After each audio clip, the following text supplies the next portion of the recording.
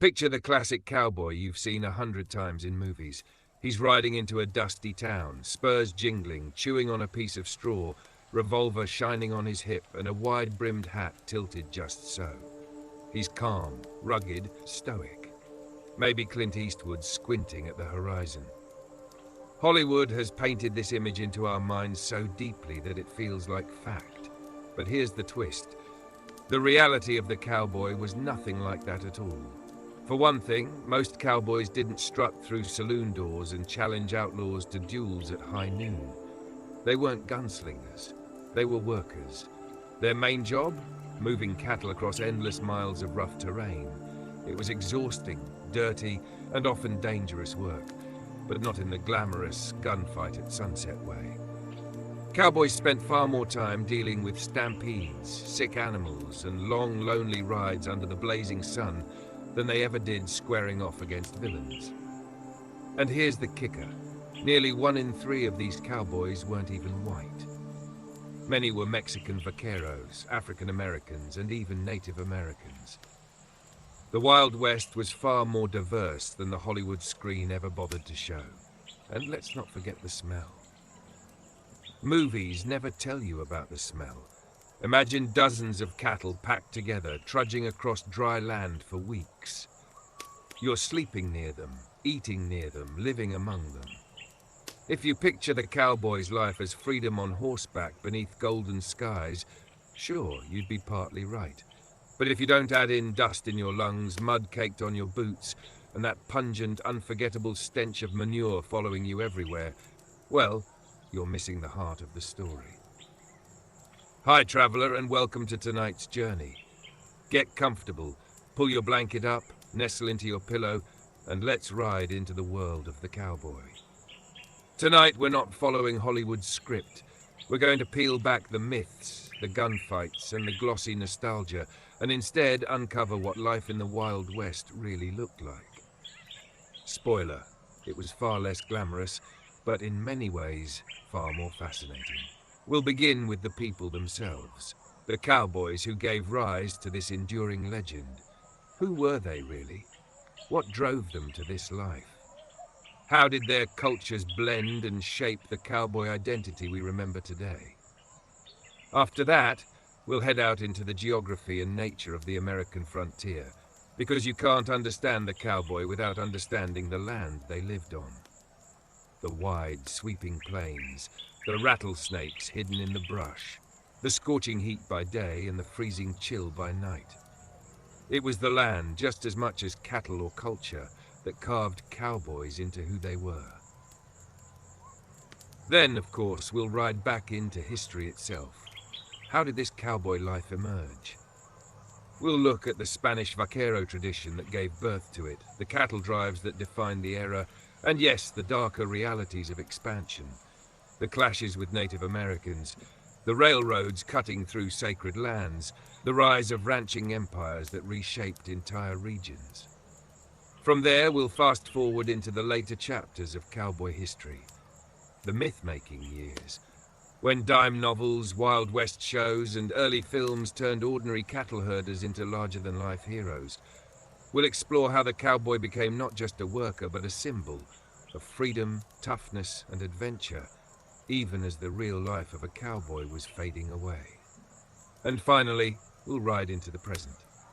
Cowboys haven't disappeared.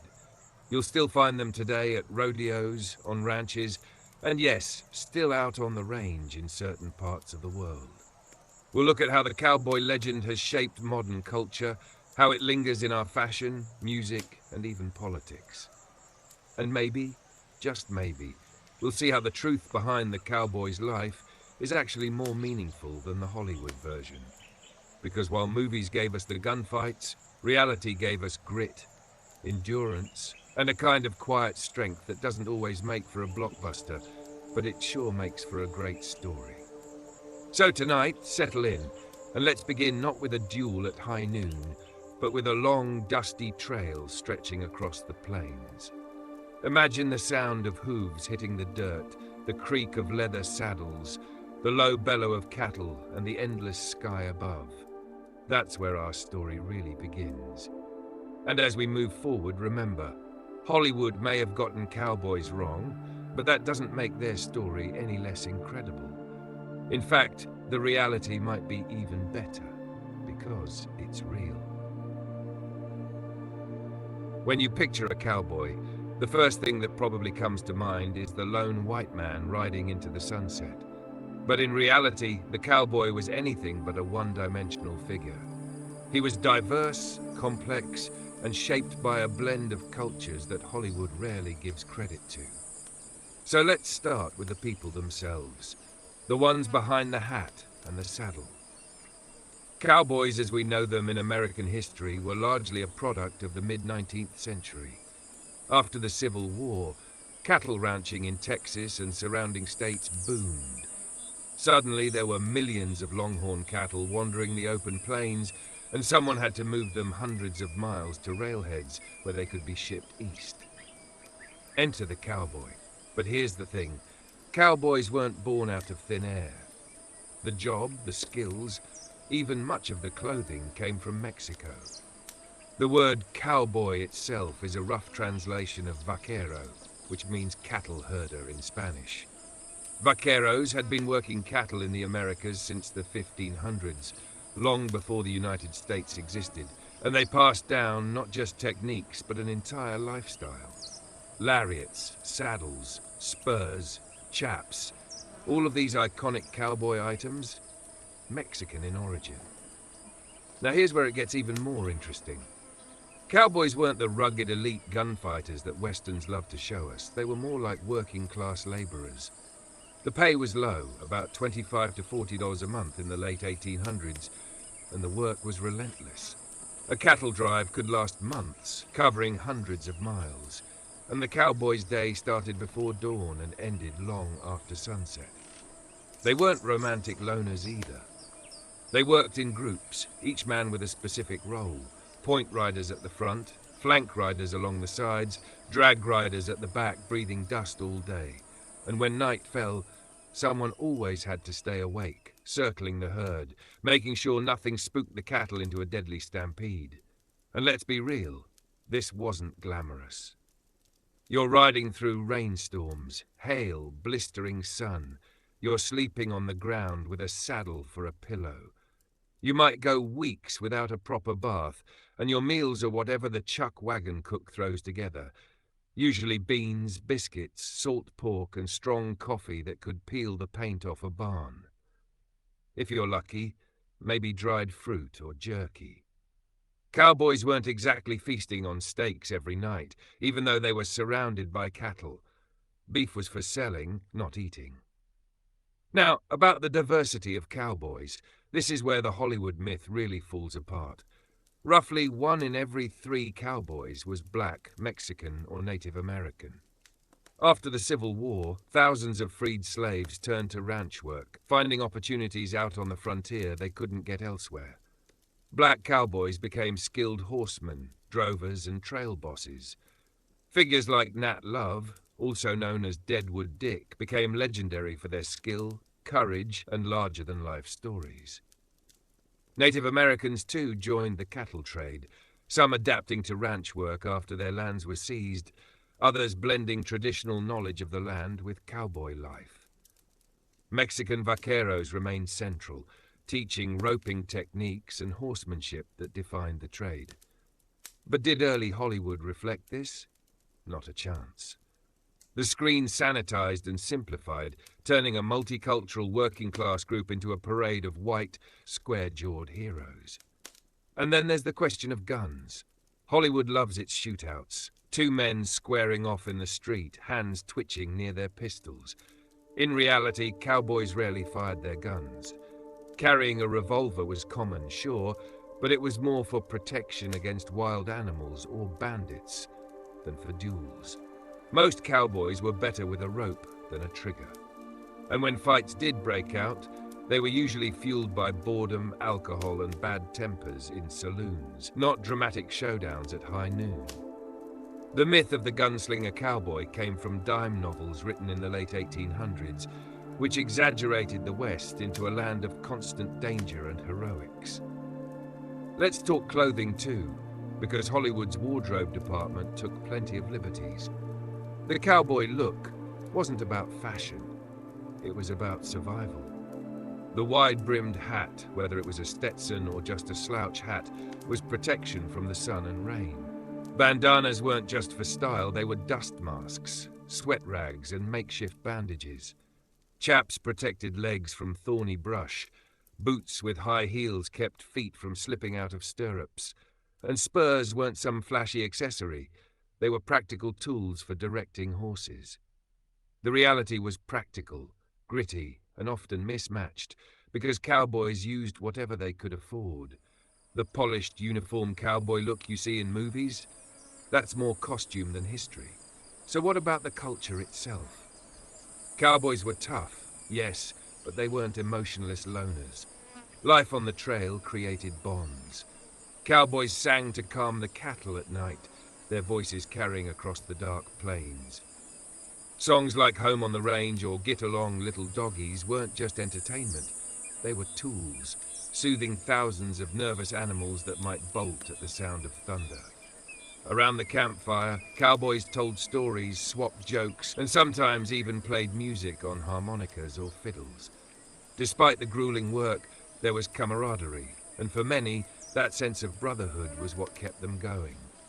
But the culture wasn't without its darker sides. Cowboys could be rowdy, reckless, and often violent when they hit towns after weeks on the trail. Drunken brawls, gambling, and brothels were all part of the mix. Towns near cattle trails often dreaded the arrival of cowboys as much as they welcomed the money they brought. And let's not ignore the fact that much of cowboy life was built on displacement. The open range they rode across wasn't some untouched wilderness. It was land taken from Native American tribes, whose lives were shattered by the same expansion that made cattle ranching possible. Cowboys lived in a complicated moral landscape, where survival and opportunity often came at someone else's expense.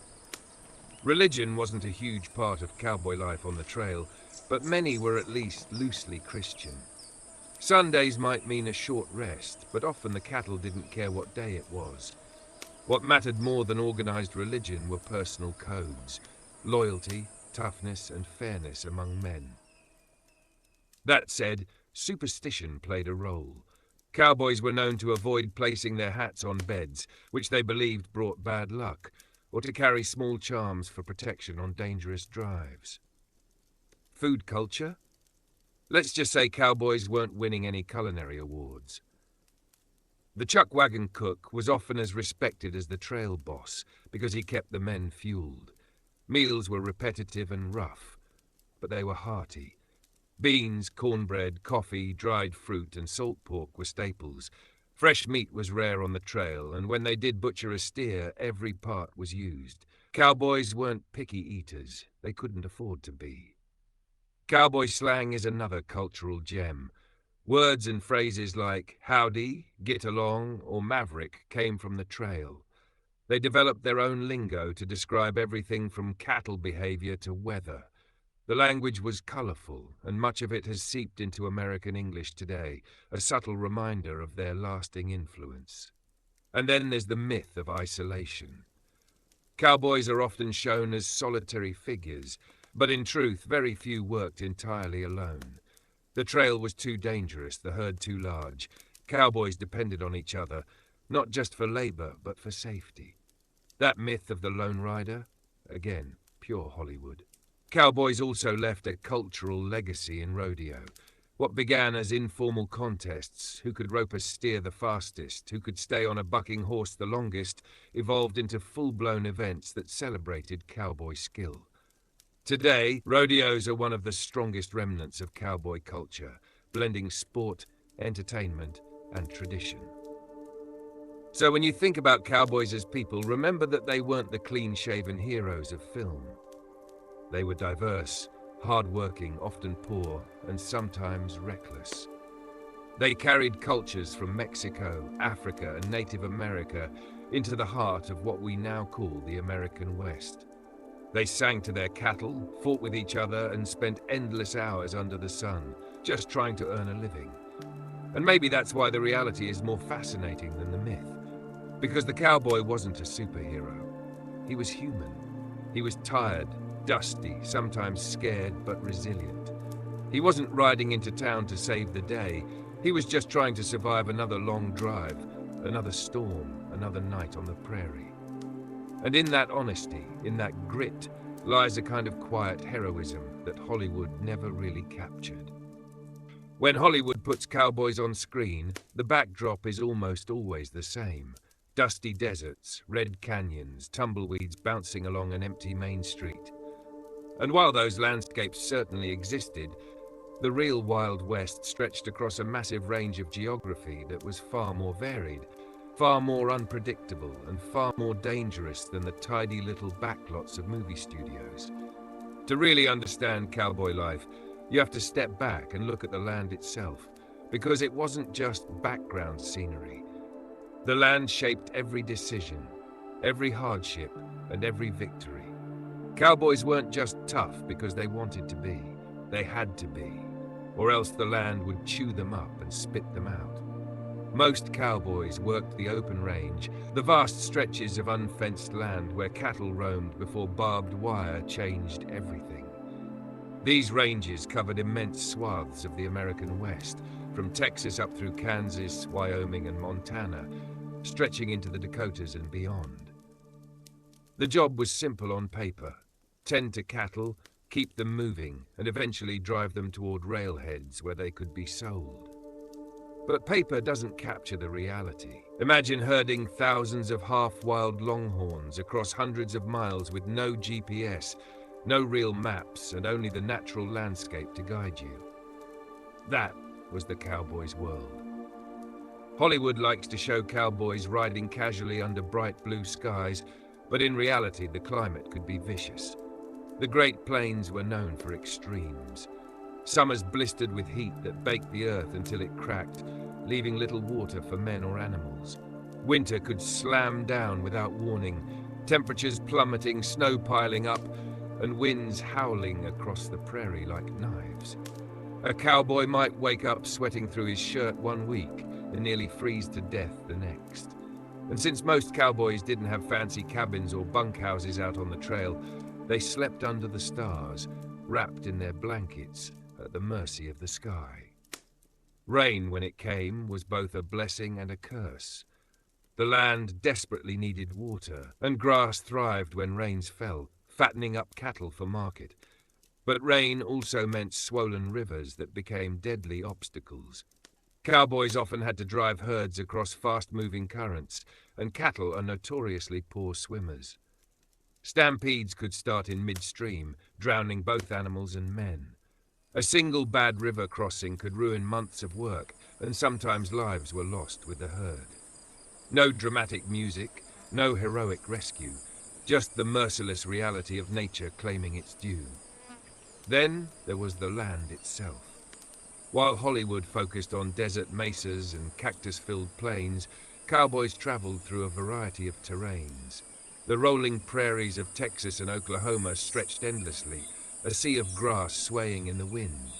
Montana and Wyoming offered wide valleys and jagged mountain ranges, where the air grew thin and storms rolled in without warning.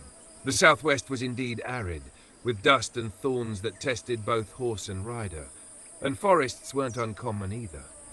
Some cattle trails pushed through woodlands where trees crowded close, making it hard to manage a herd. Each region demanded different survival skills, different ways of reading the land. One of the cowboys' greatest enemies wasn't just heat or cold, it was emptiness. The sheer distance between water sources or safe grazing land could make the job a slow battle against starvation and thirst. Cowboys learned to read the land like a book. A patch of greener grass on the horizon might signal a spring. A line of trees could mean shade and water. The sky itself was a constant warning system, cloud shapes and wind shifts telling them when a storm was coming. This wasn't romantic intuition, it was life or death. And let's talk about the animals cowboys had to deal with beyond cattle. Wolves prowled the night looking for weak or stray calves. Coyotes followed herds for easy meals. Rattlesnakes coiled in the grass, waiting to strike an unsuspecting boot or hoof. In the north, bears were a constant threat if cattle grazed near forests. Horses could spook at the scent of a predator, sending both cowboy and cow tumbling into chaos. A stampede was every cowboy's nightmare. Thousands of pounds of beef suddenly bolting in panic, hooves thundering like an earthquake. All it took was a sudden crack of thunder or a rattlesnake's hiss. An entire herd could become a wave of destruction that flattened everything in its path. Cowboys often rode straight into these stampedes, trying to turn the herd in wide circles before it ran itself to death. Hollywood sometimes shows this with dramatic flair, but what they usually miss is how utterly exhausting and terrifying it was. Imagine riding in total darkness, barely able to see, trying to guide hundreds of crazed animals that could crush you in an instant. Water was both salvation and terror. Crossing rivers was so central to cowboy life that entire trails were mapped by the best crossing points. The Red River, the Arkansas, the Platte. These names carried stories of drowned cattle, lost supplies, and drowned men. And once across, it wasn't over. Wet cattle were heavy and sickly, prone to disease. Flies swarmed them, and heat would rot their hooves. Cowboys weren't just herding, they were constantly battling to keep the animals alive in a world designed to kill them. Geography also shaped the trails themselves. The most famous was the Chisholm Trail, running from Texas up to Kansas, where railroads could carry beef east to the booming cities. But that wasn't the only route. The Goodnight-loving Trail stretched westward, skirting deserts and mountains on the way to markets in New Mexico and Colorado. These trails were carved through some of the harshest environments imaginable. Cowboys might spend weeks without seeing a town, relying on the land for everything. And when they finally reached civilization, it was often nothing like the saloons and dance halls Hollywood painted. More often than not, it was a small settlement, dusty and rough, where a cowboy could buy supplies, maybe get a bath, and catch a few hours of sleep before heading back out. Natural disasters added another layer of unpredictability. Tornadoes swept across the plains, ripping apart everything in their path.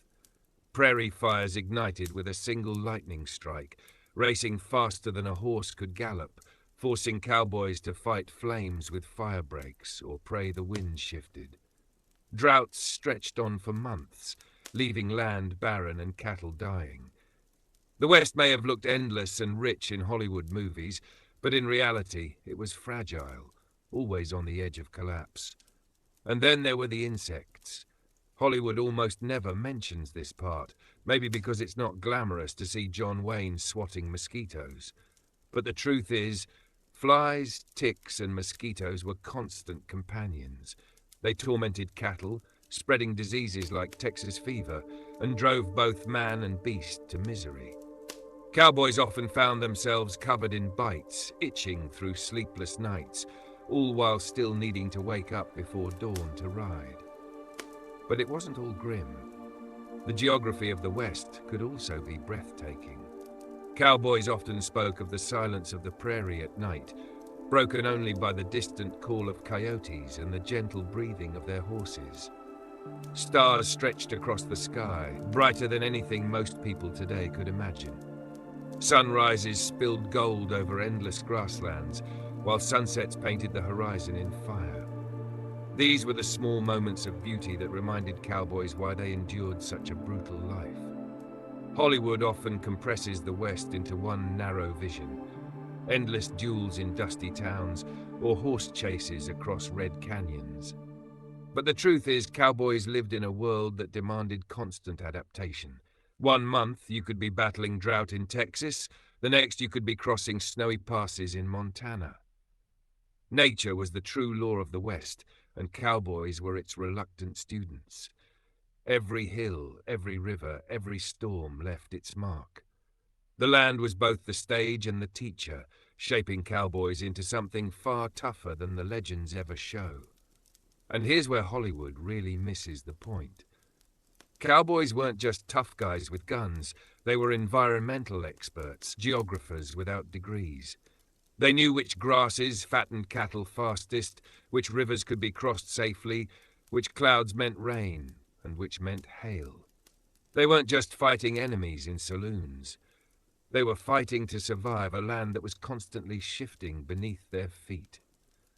The desert was real, yes, but so were the forests, the plains, the mountains, the rivers, and the storms. And every one of them played its part in forging the cowboy myth, though not in the glamorous way Hollywood liked to show. In the end, the geography of the Wild West didn't just frame cowboy life. It was cowboy life. The land dictated the rhythms of the cattle drives, the dangers they faced, the skills they had to master. And unlike the carefully painted movie sets, the real West could not be controlled. It could be endured, survived, occasionally admired, but never fully tamed. That's why cowboys carried a respect for nature that often went unsaid. They might not have called it poetry, but living night after night under the stars, knowing that tomorrow's trail depended on the whims of the sky and the ground, created a kind of unspoken bond with the land. So when Hollywood shows you a cowboy casually strolling through a desert canyon with his hat tipped low and a squint in his eye, remember, the real cowboys faced a far more complex world. A world of raging rivers, blistering suns, freezing blizzards, stampedes in the dark, and insects that could drive a man half mad. The real Wild West was as vast and varied as the country itself, and its geography was not just the backdrop to the cowboy story, it was the story. If you really want to understand cowboys, you can't just drop in on a cattle drive and call it a day. You've got to roll the story back and see how the whole thing started, because cowboys didn't just appear out of nowhere in some dusty Texas town. Their roots stretched deep into history, crossing oceans, blending cultures, and riding through centuries of wars, revolutions, and social changes. Hollywood loves to act like the cowboy was purely an American invention, but the truth is a lot messier, and honestly, a lot more interesting. The very idea of herding cattle on horseback began long before the American frontier. You can trace cowboy culture back to Spain, where horsemen, known as vaqueros, developed the techniques of roping, riding, and managing livestock that would eventually shape the entire cowboy way of life. When the Spanish colonized Mexico in the 1500s, they brought cattle, horses, and vaquero traditions with them. Over generations, Mexican vaqueros became masters of the craft, developing skills and equipment, the lasso, the saddle, the spurs, that we still associate with cowboys today.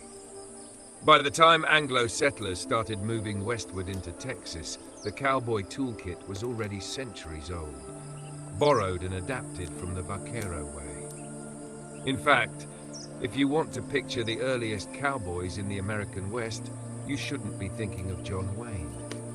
You should be thinking of mestizo vaqueros working the sprawling ranchos of Spanish Mexico, wearing wide-brimmed hats to block the sun, leather chaps to protect their legs from thorny brush, and carrying ropes coiled at their side. Even the word cowboy has roots tangled up in translation. The Spanish word vaquero literally means cowman, and when English-speaking settlers adopted the lifestyle, they kept the job but slapped their own name on it. The real boom of cowboy life in the United States began in the aftermath of the Civil War. The war left the South devastated, and Texas in particular had more cattle than it knew what to do with. Millions of longhorns roaming almost wild across the plains. At the same time, cities in the north were hungry for beef, and railroads were inching their way closer to Texas, creating a potential market. Enter the great cattle drives. These drives are where the cowboy legend really took shape. Imagine tens of thousands of cattle herded from Texas up north to railheads in Kansas towns like Abilene, Dodge City, and Wichita. The journey could take months, with cowboys riding from sunup to sundown, sleeping under the stars and constantly watching for rustlers, storms, or stampedes. Each drive was a logistical nightmare, crossing rivers, keeping cattle from scattering, dealing with sickness, and surviving on beans, biscuits, and coffee. This wasn't glamorous work. It was exhausting, dangerous, and usually poorly paid. But it created the rhythms and imagery that Hollywood would later turn into myth. Of course, history wasn't just about cattle and long rides. It was also about conflict. As settlers and ranchers pushed westward, they clashed with Native American nations who had lived on those lands for centuries. Cowboys often rode through territories where battles were breaking out between U.S. forces and tribes fighting to protect their homelands. The cowboy story is tangled up in this violent collision of cultures. Movies sometimes hint at it with stereotypes, but the reality was far more complex and tragic.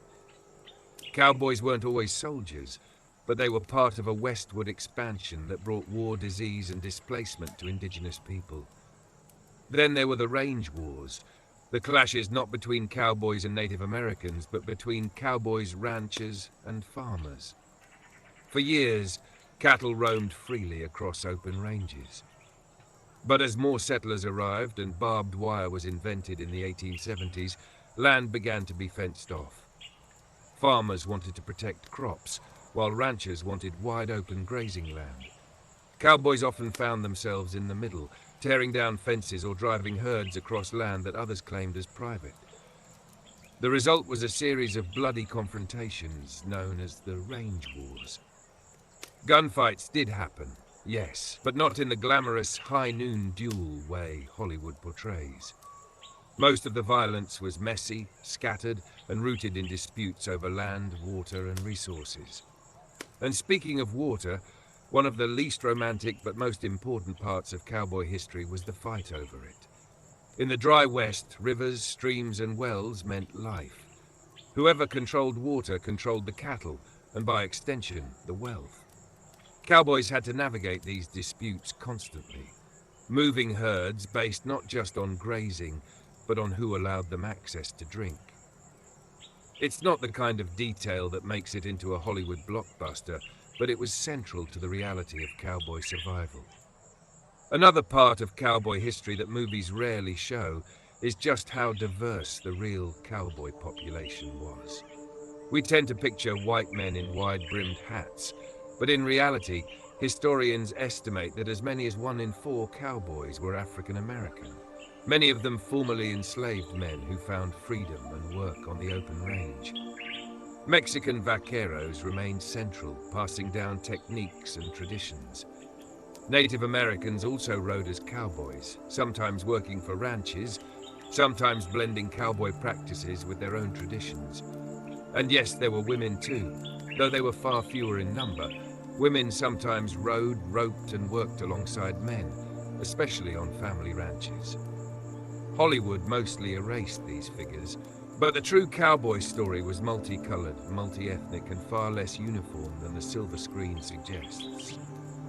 By the late 1800s, the era of the great cattle drives was already beginning to fade. Railroads pushed deeper into Texas, reducing the need for long overland treks. Barbed wire closed off the open range, carving the land into private ranches.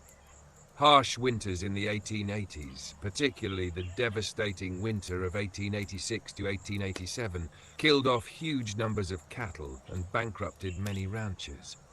The Wild West, as we imagine it, the endless open plains full of roaming herds and rugged cowboys, was vanishing, replaced by a more settled, industrialized, and regulated system. But just as the real cowboy was fading, the myth of the cowboy was being born. This is where dime novels and later Hollywood movies stepped in. Writers back east started spinning tales of cowboys as heroic figures, taming the wild frontier with grit and guns. Outlaws like Billy the Kid and lawmen like Wyatt Earp were turned into larger-than-life characters. The cowboy was recast not as a tired, underpaid ranch hand, but as a lone gunslinger, standing tall against the forces of chaos. It was a romantic vision, and one that America was eager to believe. The truth, long days, low pay, and constant discomfort didn't sell nearly as well as adventure stories. But while the cowboy myth soared in popular culture, the real history never disappeared. Cowboy traditions carried on in rodeos, which began as informal competitions between working cowboys showing off their roping and riding skills. Rodeos eventually became public spectacles, preserving a stylized version of cowboy life that endures to this day. Ranching didn't disappear either.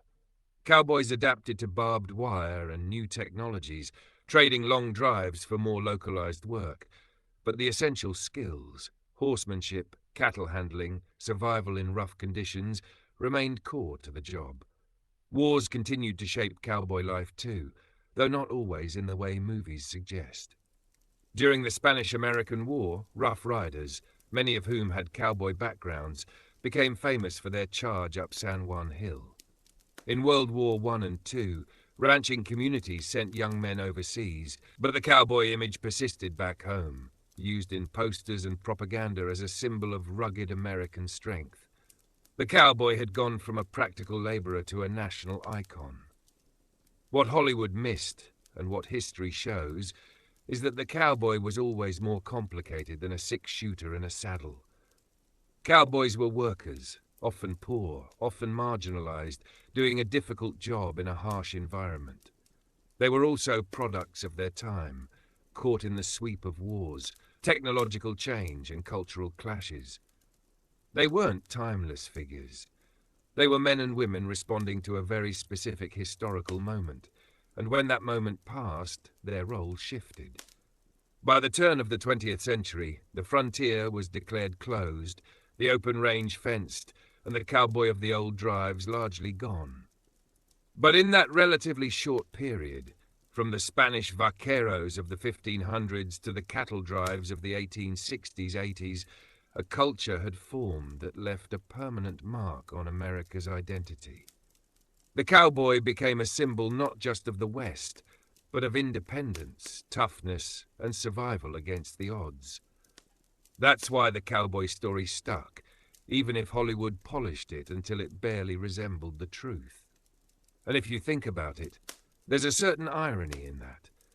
The very hardships that made cowboy life miserable, the endless miles, the brutal weather, the constant risk, are the things Hollywood erased. But without those hardships, there would have been no cowboys at all. The cattle drives only existed because the land was vast and unforgiving. The skills of the cowboy only developed because nature demanded them. The conflicts of the West only happened because people were scrambling to survive in a world that was as harsh as it was beautiful. So when you strip away the movie magic, the history of cowboys is a history of adaptation, struggle, and resilience. A history that starts in Spain, crosses through Mexico and lands in Texas. A history that runs alongside wars, range conflicts, and revolutions. A history that ended not with a climactic shootout, but with barbed wire quietly cutting the open range into pieces. The real cowboy story may not fit neatly into a 2-hour film, but in its own way, it's far more fascinating. Because it's not about larger-than-life heroes. It's about ordinary people doing extraordinary things just to keep cattle alive and food on the table. And that, in the end, is a story worth telling. By the early 1900s, the cowboy of dime novels and Wild West shows had already become more of a symbol than a profession. The great cattle drives were gone. Railroads had carved paths through the frontier, and barbed wire had divided once open land into ranches. Yet somehow, the cowboy was bigger than ever in the imagination of America. That's one of the strangest contradictions of history. Just as the actual lifestyle was fading, the legend was cementing itself in stone. This transition into the modern age is where the Hollywood cowboy really took over. Buffalo Bill Cody's Wild West shows in the late 1800s had already turned the cowboy into a traveling spectacle, complete with staged shootouts, trick riding, and reenactments of battles against Native Americans. Audiences in Chicago, New York, and even Europe saw the West not as it was, but as Cody packaged it. Thrilling, dramatic, and just a little bit exaggerated. When silent films came along in the early 1900s, this imagery shifted to the screen. And once sound was added in the 1930s, the cowboy officially rode into popular culture as the tough but noble American hero. The actual men who had spent their lives working cattle didn't necessarily recognize themselves in these portrayals. Real cowboys rarely walked around town with a revolver slung low on their hip, itching for a showdown at high noon. In fact, many frontier towns banned guns inside city limits to reduce violence. But Hollywood needed drama, and it found it in the fantasy version of the West. John Wayne, Gary Cooper, Clint Eastwood, they didn't represent the dusty, underpaid ranch hands riding herd in the Texas sun. They represented the myth America wanted to believe about itself. Independent, courageous, always ready to stand up for justice, even if justice was more about a quick draw than an actual court of law. Meanwhile, the real cowboy job kept evolving quietly in the background. Ranching didn't disappear. It simply became more modernized. Trucks, barbed wire, and later ATVs and helicopters changed the way herds were managed. Yet horses never went away completely. In rugged terrain, there was still no substitute for a rider who knew how to handle cattle the old-fashioned way. Cowboys kept riding, though their work schedules, tools, and conditions adapted to the new century. Instead of months-long drives, they moved herds between seasonal pastures. Instead of tents under the stars, many returned to homes at night. Then came the rodeo. What started as informal competitions between cowboys to see who could rope a steer faster or stay on a bucking bronco longer turned into a full-blown sport by the early 20th century. Rodeos gave cowboys a stage where they weren't just anonymous ranch hands. They were athletes, showmen, and cultural icons in their own right. By mid-century, rodeos were broadcast on television. Rodeo stars had fan bases, and the cowboy had a second life, not just as a worker, but as an entertainer. At the same time, the cowboy image was being repurposed far beyond ranches and rodeos. During World War II, propaganda posters featured cowboys symbolizing American toughness against foreign enemies. In the Cold War, presidents used cowboy imagery to project strength. Ronald Reagan, a former Hollywood cowboy himself, leaned heavily on this persona. Even George W. Bush was labeled a cowboy president, sometimes admiringly, sometimes critically, depending on the context. The cowboy, once a practical worker, had become shorthand for rugged independence, sometimes to the point of cliché. But beneath all the politics and pop culture, real cowboys kept working. And here's something movies rarely touch on. The cowboy lifestyle was still grueling. Long days in the saddle didn't vanish just because tractors and trucks existed. Ranches in the American West still relied on hands who could mend fences, ride rough terrain, and handle unpredictable cattle. These workers often lived paycheck to paycheck, doing hard labor far removed from the glamorous images on screen. Even today, many cowboys earn modest wages, doing work that's physically punishing and often invisible to the larger society that romanticizes them. And the diversity of cowboy life remained, though it continued to be overlooked in mainstream stories. African-American cowboys, who had played such a vital role after the Civil War, were written out of Hollywood's golden age. Native American cowboys, who blended their traditions with ranching work, were barely acknowledged. Mexican-American vaqueros, whose legacy shaped everything from saddles to lariats, were sidelined into minor or stereotyped roles.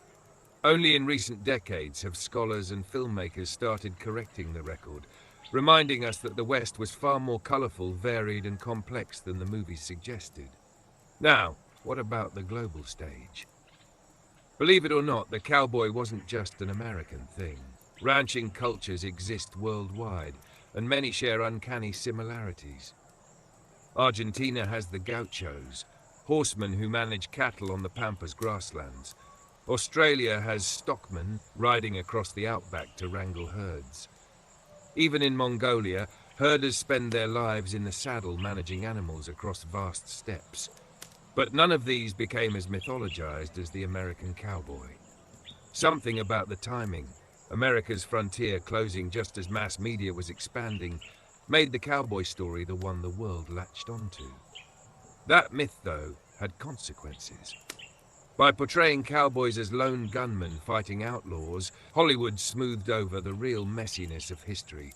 The displacement of Native Americans, the environmental damage of overgrazing, the violence of the range wars. When people today picture the West, they think of sunsets and saloons, not smallpox blankets or scorched earth campaigns. The cowboy myth became a mask, hiding as much as it revealed. And yet, maybe that's why it remains so powerful. Myths are rarely true in detail, but they carry truths about identity. The cowboy myth isn't accurate, but it reflects something Americans wanted to believe about themselves. That they could endure hardship, that they could carve lives out of wilderness, that they were brave, resourceful, and free. Even if the reality was sweat, mud, and hunger, the story carried a kind of aspirational hope. So where does that leave us today? Believe it or not, cowboys are still out there. Drive through Texas, Montana, Wyoming, or New Mexico, and you'll find ranch hands working cattle, wearing wide-brimmed hats, boots, and spurs, not because it looks cool, but because it's practical.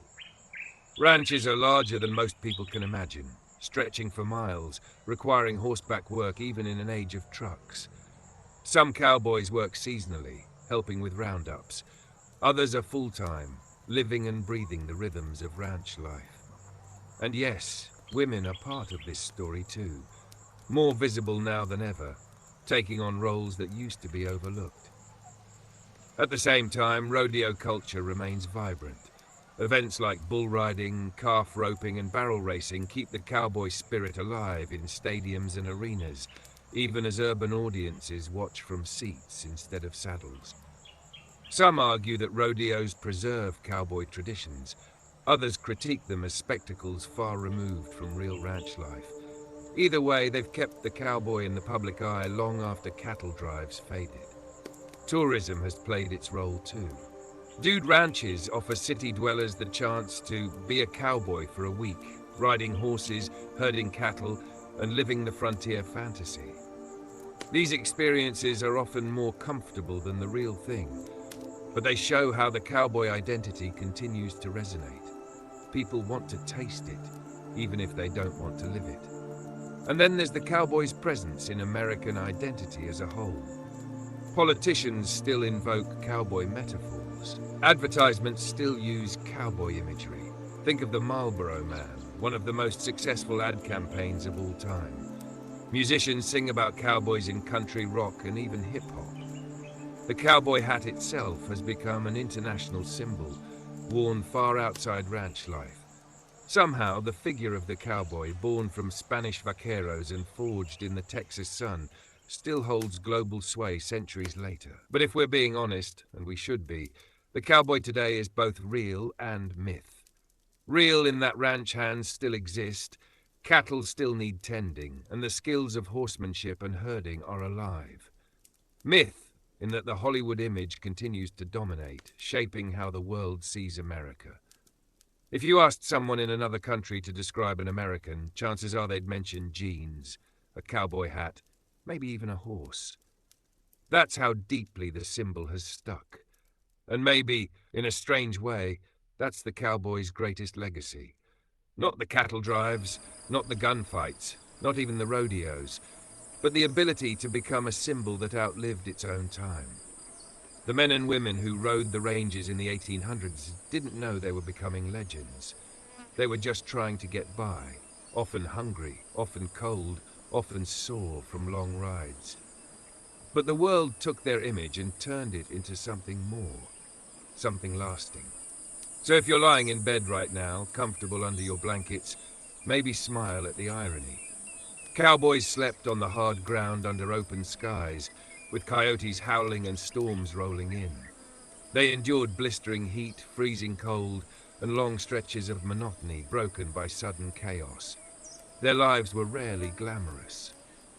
And yet somehow that hardship turned into one of the most enduring cultural stories in human history. The cowboy is proof that reality and myth can coexist. The reality was sweat and dust. The myth was honor and freedom.